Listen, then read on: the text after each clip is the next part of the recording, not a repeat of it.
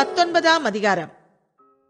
அவர் எரிகோவில் பிரவேசித்து அதன் வழியாக நடந்து போகையில் ஆயக்காரருக்கு தலைவனும் ஐஸ்வர்யவானுமாயிருந்த சகேயு என்னப்பட்ட ஒரு மனுஷன் இயேசு எப்படிப்பட்டவரோ என்று அவரை பார்க்க வகை தேடினான்.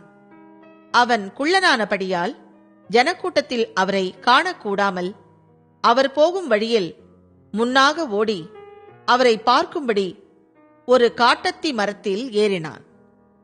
இயேசு அந்த இடத்தில் வந்தபோது அண்ணாந்து பார்த்து அவனை கண்டு, சகேயுவே, நீ சீக்கிரமாய் இறங்கி வா, இன்றைக்கு நான் உன் வீட்டிலே தங்க வேண்டும் என்றார். அவன் சீக்கிரமாய் இறங்கி சந்தோஷத்தோடே அவரை அழைத்து கொண்டு போனான்.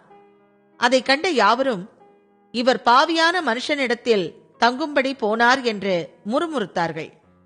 சகேயு நின்று கர்த்தரை நோக்கி, ஆண்டவரே, என் ஆஸ்திகளில் பாதியை ஏழைகளுக்கு கொடுக்கிறேன்.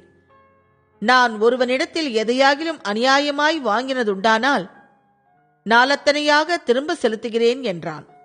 இயேசு அவனை நோக்கி, இன்றைக்கு இந்த வீட்டுக்கு இரட்சிப்பு வந்தது. இவனும் ஆபிரகாமுக்கு குமாரனாயிருக்கிறானே. இழந்து போனதை தேடவும் இரட்சிக்கவுமே மனுஷகுமாரன் வந்திருக்கிறார் என்றார்.